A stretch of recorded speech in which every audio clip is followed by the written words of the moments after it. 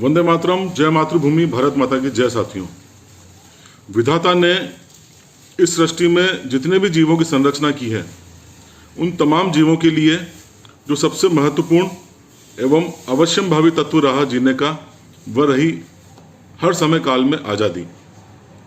आज़ादी ही एक ऐसी ऊर्जा होती है किसी भी जीव के लिए जो उसे जीवन का संबल प्रदान करती है, उसे नित्य नए कार्य करने के लिए प्रेरित करती है ताकि वो अपना जीवन प्रसन्नतापूर्वक व्यतीत कर सके।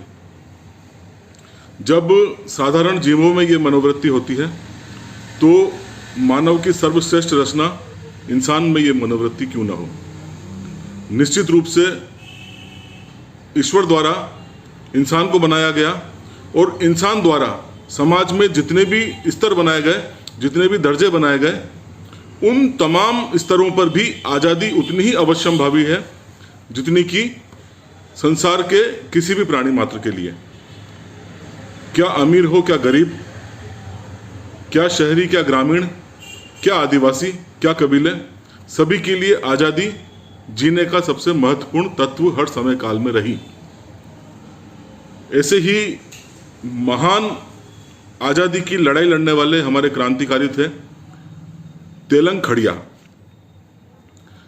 तेलंगा खड़िया जो एक आदिवासी क्रांतिकारी थे, जिन्होंने अपने आदिवासी समूह को इस स्तर पर संगठित कर दिया कि आज़ादी और मौत में से सिर्फ एवं सिर्फ आज़ादी चुनी गई।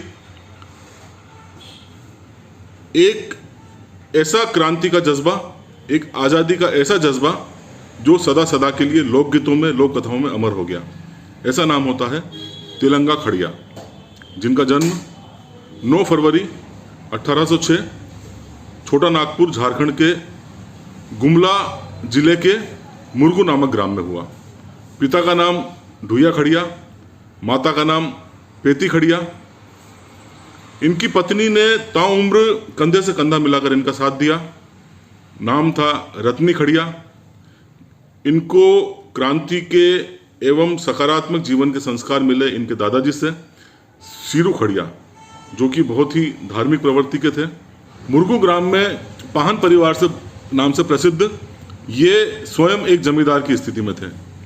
अब जो स्वयं एक जमींदार हो, उस पर किस सत्ता का अंकुश हो सकता है जब जमीन भी अपनी है, जब मेहनत भी अपनी है, जब तमाम समाज के लोग भी अपने हैं। इनमें स्वयं में मूलभूत कई शारीरिक एवं चारित्रिक विशेषताएं थी। इनके स्थानीय भाषा में तेबलंगा का अर्थ होता है वीर, साहसी एवं कुशल वक्ता।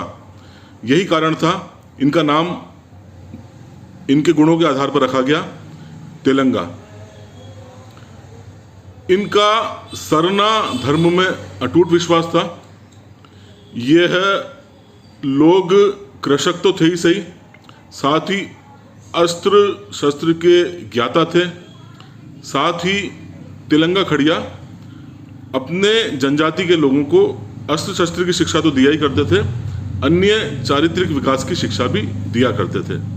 इसी के अंतर्गत इन्होंने अपने लोगों को तलवार, खड़ग, तीर इत्यादि चलाने में भी पारंगत किया। अब बात करते हैं उस महत्वपूर्ण विद्रोह जिसकी वजह से तेलंगा खड़िया को जाना जाता है इतिहास में, जिन्होंने अपना नाम स्वर्ण अक्षरों में अंकित किया। माटी की रक्षा हेतु, अपनी आज़ादी की रक्षा हेतु इन्होंने अपने संपूर्ण जनजाति को संगठित करने का कार्य किया। 2 स्तर पर यह खड़िया विद्रोह देखा जाता है। एक खड़िया के जीवन के प्रारंभिक दौर में, एवं दूसरा जब उन्हें 14 वर्ष की कारावास की सज़ा हुई। 14 वर्ष उन्होंने कारावास की सज़ा के बाद जब वो रिहा हुए, उसके बाद व्यापक रूप से 1880 में खड़िया विद्रोह इतिहास के पन्नों पर देखा जाता है। क्या मुद्दा था, क्या परिदृश्य था उस दौर में? जैसा कि मैंने पहले भी कहा, जमीन इनकी, जंगल इनके, मेहनत इनकी, फसल इनकी, लोग इनके, उसके बावजूद भी अन्य जागीरदार एवं अंग्रेज इनके ऊपर तरह तरह के लगान लगाते थे एवं मालगुजारी किराया लेते थे।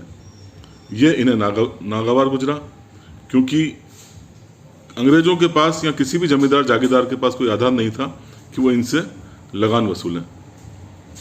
अतः इन्होंने अपने लोगों को संगठित करने का कार्य किया एवं यह प्रचार प्रसार करने का कार्य किया कि गोला बारूद के विरोध में हमें हमारे तीर कमानों के साथ, हमारे फरसे तलवारों के साथ लड़ना है। एवं इसी उद्देश्य को लेकर इन्होंने जोड़ी पंचायत नामक संगठन की स्थापना की।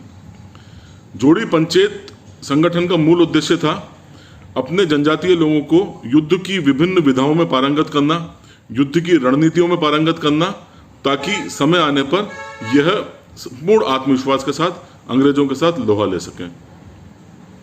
धीरे धीरे यह संगठन गांव-गांव में बनने लगे एवं संगठन इतने शक्तिशाली हो गए, इतने मजबूत हो गए कि कुछ समय ऐसा लगने लगा कि अंग्रेजों के समानांतर ही एक अलग सत्ता स्थापित कर दी गई है।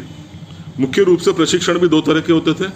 जो लड़ाके होते थे उनका कार्य युद्ध लड़ना होता था, उनको प्रशिक्षण भी उसी तरह का दिया जाता था।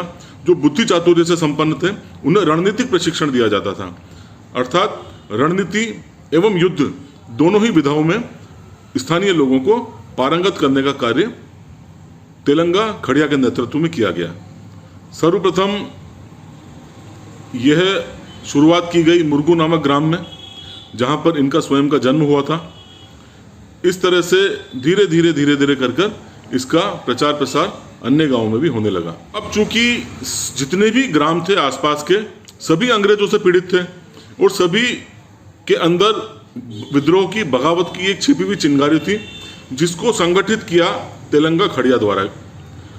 किंतु जहां देशभक्त लोग इनके साथ जुड़े, वहीं कई गद्दार, कई दुष्ट भी जुड़े।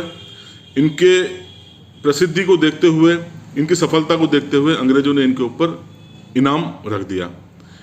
इनाम के ही लालच में जब यह कुम्हेरी नामक ग्राम में अपने साथियों के साथ बैठक कर रहे थे, तो किसी ने मुखबिरी करी एवं इन्हें बंदी बना लिया गया एवं लोहरदगा नामक अदालत में इनके ऊपर मुकदमा चलाया गया। लोहरदगा की अदालत में परिणाम स्वरूप 14 वर्ष की इन्हें कैद की सजा सुनाई गई।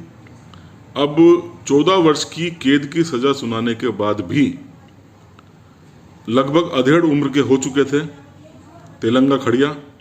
इस उम्र में इन्होंने पूरे आत्मविश्वास, पूरे साहस के साथ अंग्रेजों की यातनाओं का सामना किया, कैद का दुष्कर एवं अमानवीय जीवन जिया एवं 14 साल बाद रिहा होने के बाद जब तेलंगा खड़िया 70 वर्ष से अधिक आयु के हो चुके थे, उन्होंने उतनी ही तल्खी के साथ विद्रोह को पुनः प्रारंभ किया, जो कि उनकी अनुपस्थिति में लगभग खत्म सा हो चुका था। पुनः इन्होंने अपने जनजातीय लोगों को संगठित करने का कार्य प्रारंभ किया। पुनः जोड़ी पंचायत संगठनों की स्थापना की गई।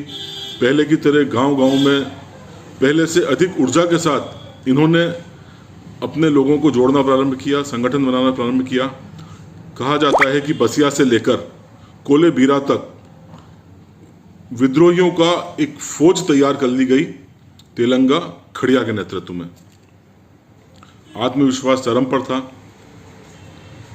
धीरे धीरे इनकी जीवित अवस्था में ही ये लोकनायक का दर्जा प्राप्त कर लिया इन्होंने। अंततः अंग्रेजों के साथ कई मौकों पर इनका आमना सामना हुआ। गोरिल्ला युद्ध में चूंकि यह पारंगत थे, गोरिल्ला युद्ध का ही इन्होंने प्रशिक्षण दिया था अपने साथियों को। गोरिल्ला युद्ध के माध्यम से अंग्रेजों की नाक में दम कर रखा कई वर्षों तक तेलंगा खड़िया ने। अंततः एक बार आमने सामने की स्थिति में तेलंगा खड़िया जब अंग्रेजों का सामना कर रहे थे, तो अंग्रेजों के ही एक दलाल बेधन ने इनको धोखे से गोली मार दी। यह वहीं अचेत होकर गिर गए। 22 अप्रैल सन 1880 की घटना है। इनके विद्रोही साथियों ने तुरंत इन्हें घेर लिया सुरक्षा घेरे में एवं कहीं सुरक्षित स्थान पर ले गए। उसके बाद तेलंगा खड़िया का कहीं भी कुछ भी पता नहीं चला, कोई भी जानकारी सामने ही नहीं आई। आज भी आदिवासी किंवदंती है कि तेलंगा खड़िया आज तक जीवित हैं, एक लोक देवता के रूप में, एक लोक नायक के रूप में। वहाँ आज भी जनजातीय साहित्य में इनका जिक्र होता है, जनजातीय लोकगीतों में इनका जिक्र होता है। जितना सम्मान जनजाति के लोग अपने नायक को देते हैं, देश की आज़ादी लड़ने वाले अपने योद्धा को देते हैं, संभवतः पढ़े लिखे समाज में भी उतना सम्मान अपने नायकों को नहीं दिया जाता है। निश्चित रूप से हमें आदिवासियों से सीखना चाहिए, इन जनजाति के लोगों से सीखना चाहिए कि हमारे महानायकों को किस प्रकार पूजा जाता है।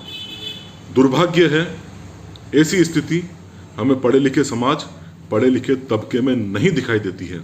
आज भी हमारे कई महान महान क्रांतिकारी प्रसिद्धि से तो वंचित हैं ही सही, उन्होंने जीवन कष्टों में गुजारा। उनकी पीढ़ियां आज भी इस दंश के साथ जीवन जीती हैं कि इतने महान कार्य करने के बाद भी, इतने महान क्रांतिकारियों के वंशज होने के बाद भी गुमनामी के अंधेरे में जीवन जीने को मजबूर हैं। कहीं ना कहीं यह बात सोचने को मजबूर करती है, क्या समाज का संभ्रांत तबका अपने महानायकों, महापुरुषों के संबंध में इन निरक्षर जनजातीय लोगों से भी ज़्यादा बदतर है, इनसे भी कम सभ्य है? इसी प्रश्न के साथ मातृभूमि सेवा संस्था तेलंगा खड़िया जैसे महान क्रांतिकारी को कोटि कोटि नमन करती है। वंदे मातरम, जय भारत, जय हिंद।